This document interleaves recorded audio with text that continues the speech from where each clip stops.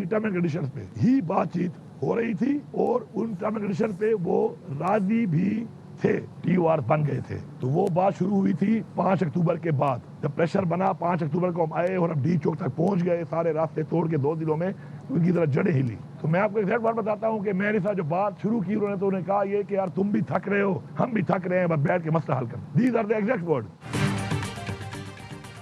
बानी की शराइत पर हुकूमत से बात हो रही थी, हुकूमत बहुत हद तक मान गई थी, टीओआर्स तक बन गए थे।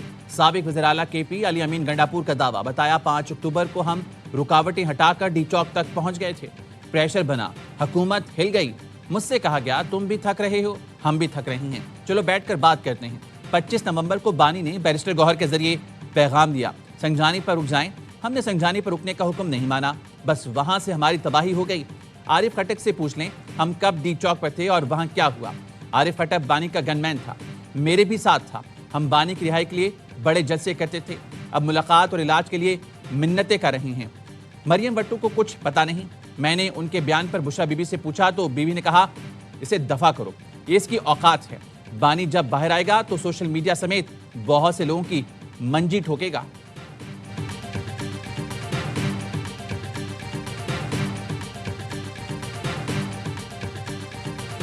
जिस इमरान खान बाहर आ गया, इस पार्टी में कुछ लोग, सियासत तो छोड़ दें, इमरान खान के करीब नजर नहीं आएंगे आपको। मैंने इमरान खान के लिए तीनों बहनों को ऐसे हाथ जोड़े इस तरह, ये देख रहे हैं हाथ मेरे, मैंने कहा अल्लाह रसूल का वास्ता है उसको बाहर आने दो, ये आपस की लड़ाइयां खत्म कर दो। अली बाबा जी ने कहा कि अली अमीन जो भी उसकी हैसियत रही है मैंने मान लिया, ठीक है, इमरान खान को बाहर आने दो, इमरान खान बताएगा किसी कितनी हैसियत है। अली अमीन गंडापुर की अलीमा खानम, सलमान अकरम राजा और शहबाज गिल पर गोलाबारी, कहा बानी को एक बार बाहर आने दें, फिर पता चलेगा मेरी कितनी औकात है और अलीमा खानम की क्या औकात है। मैं तो कहता हूं कि बानी की बहनों को पार्टी चेयरमैन बना दें, बानी की बहनों के सामने हाथ जोड़े, मिन्नत समाजत की कि आपस के झगड़े खत्म करें, बानी को रिहा होने दें। पार्टी ओहदों से लोग किसके कहने पर हटाए गए और नए लोग लगाए गए, बानी बाहर आएगा तो सब पता चल जाएगा। यह भी कहा सलमान अकरम राजा को पार्टी में जुम्मा 8 दिन हुए, डिक्टेटर बना फिरता है। शहबाज गिल बाहर बैठकर पैसे कमा रहा है और हमें गद्दार कहता है। यूट्यूबर्स और सोशल मीडिया वाले मुझे कहते हैं कि लड़ो मरो, बैरून मुल्क बैठे इनकलाबी पाकिस्तान आए और मेरी जगह लें, तहरीक लीड करें।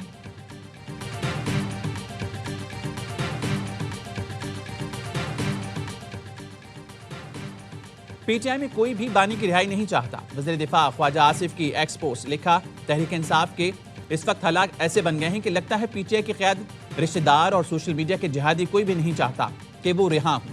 इन सब की दुकानदारी चल रही है, ये अपनी दुकानें बंद नहीं होने देंगे। ये सारे दिन टीवी पर होते हैं, वोटों का मालिक अंदर है, एक एक कौड़ी की भी वैलिडेशन नहीं करते। बानी पीटीआई की बिनाई से मुतालिक प्रोपेगेंडा किया क्या, उन्हें जेल क़वानीन से ज़्यादा सहूलतें दी जा रही हैं। तहरीक इंसाफ बानी की सेहत पर सियासत कर रही है। बैरिस्टर गौहर को चेकअप के वक्त अडियाला जेल बुलाया, लेकिन उन्होंने आने से इनकार कर दिया। वफाकी वज़ीर दाखिला मोहसिन नकवी की मीडिया ब्रीफिंग, कहा हमने यकीन दिलाया इलाज की हर सहूलत फराम करेंगे। इनके सारे लीडर्स मान गए लेकिन अलीमा खानम नहीं मान रही। अलीमा खानम का कहना था हम मान गए तो ये इशू मर जाएगा। बानी के डॉक्टर्स ने कहा बेहतरीन इलाज हो रहा है, हम भी यही ट्रीटमेंट करते हैं। जब सब कुछ हो रहा है तो फिर सड़कें और पुल क्यों बंद किए जा रही हैं? आवाम को तकलीफ दी जा रही है। पीटीआई को सोचना चाहिए कौन लोग हैं जो मुल्क को डीरेल करने की कोशिश कर रहे हैं। एनआरओ वाली बात मेरा सब्जेक्ट नहीं, एहतजाज और धावा बोलने का शौक है तो फिर देख लें क्या होता है। हर मसले का हल बातचीत में है।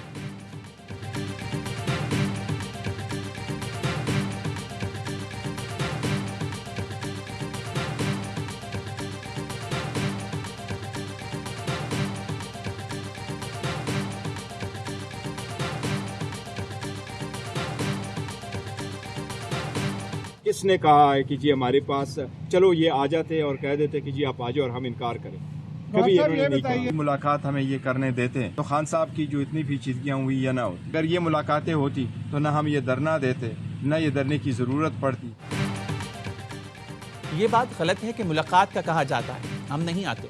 हम आए फिर भी मुलाकात नहीं कराई गई। चेयरमैन पीटीआई बैरिस्टर गौहर की अडियाला जेल से वापसी पर मीडिया से गुफ्तगू, कहा मुलाकात की तवक्को थी, खुद देखना चाहते थे बानी की आंख कैसी है।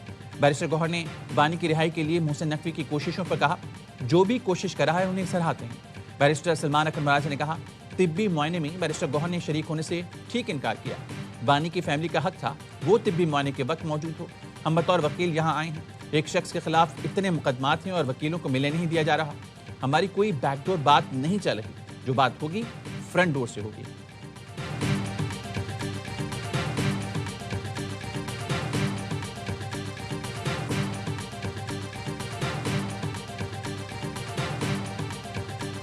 बानी पी चाय, नाश्ते में खजूर, अखरोट, शहद, दलिया, चिया सीड खाते हैं। कॉफी, गर्म दूध, लस्सी, मौसम्बी और अनार का जूस पीते हैं।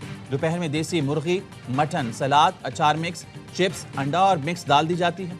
शाम को बादाम, किशमिश, नारियल पाउडर, दूध, खजूर, सेब और केले का शेक दिया जाता है। अडियाला जेल में दस्तयाब सहूलतों की तफसीलात सामने आ गई। रिपोर्ट के मुताबिक बानी पी चाय का कंपाउंड 7 सेल पर मुश्तमिल है। उसके सामने 57 फीट लंबी और 14 फीट चौड़ी राहदारी है। बानी पी चाय कंपाउंड से मुल्हिक लॉन में बैठकर किताबें और अखबारात पढ़ते हैं, धूप सेकते हैं। वर्जिश के लिए साइकिलिंग मशीन और दीगर जिम का सामान फराम किया गया है।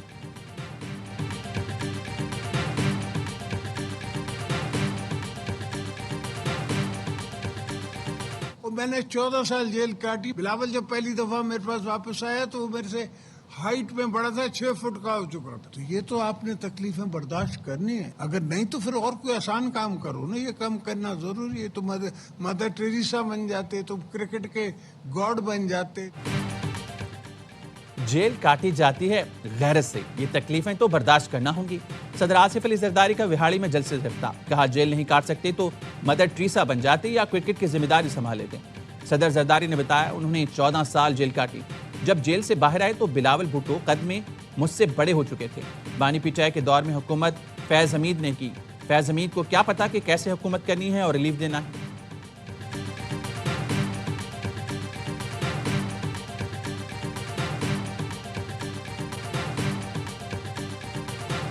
पेशावर हाईकोर्ट के हुक्म पर खैबर पख्तूनख्वा में तमाम सड़कें खोल दी गईं। स्वाबी इंटरचेंज पर पीटीआई कारकुनों का ताहाल धरना जारी। लोगों को शदीद मुश्किलात का सामना। पेशावर हाईकोर्ट में सड़कों की बंदिश के खिलाफ दरख्वास्त के समाअत। जस्टिस एजाज अनवर ने रिमार्क्स दिए, पूरा पाकिस्तान खुला है लेकिन खैबर पख्तूनख्वा बंद है। ये तो अपने लोगों के खिलाफ है। मोटरवे किसी सूरत बंद नहीं होनी चाहिए। कितने लोगों के खिलाफ FIR दर्ज की? IG पुलिस ने बताया 2 दिन का वक्त है, हम हालात को ठीक करेंगे। अदालत ने कहा 2 दिन नहीं, फौरी शुरू करें। किसी को सड़क बंद करने की इजाजत ना दें। IGP और चीफ सेक्रेटरी को आज रिपोर्ट जमा कराने की हिदायत।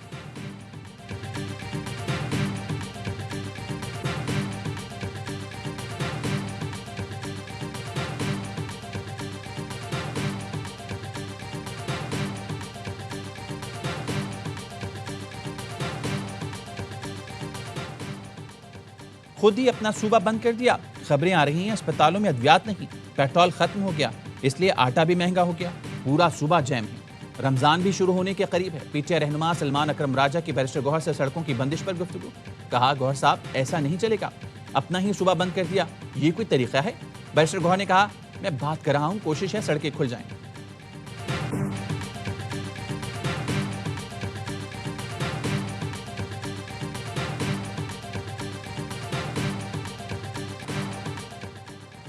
सऊदी अरब में रमजान मुबारक का चांद नजर आ गया। पहला रोजा आज होगा। सऊदी सुप्रीम कोर्ट का ऐलान। मक्का मुकरमा और मदीना मुनव्वरा में रमजान के इस्तकबाल के लिए सड़कें और चौराहे बरक़ी कुमकुमों से सज गए। मस्जिदुल हराम में नमाज तरावी, दुनिया का सबसे बड़ा दरवाजा, तज़ीन और आराइश के बाद खोल दिया गया।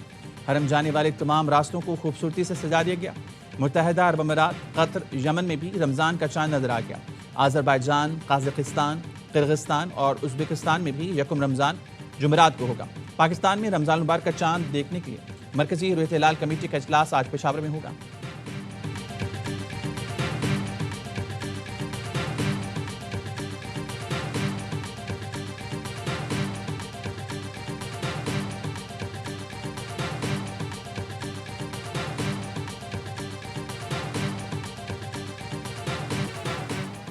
कराची के मुख्तलिफ इलाकों में बारिश और जालाबारी। नाजमाबाद और लियाकताबाद में बारिश के साथ ओले भी गिरे। सदर, मंगोपी, site area, north Karachi, north Nazimabad में भी बादल बरसे।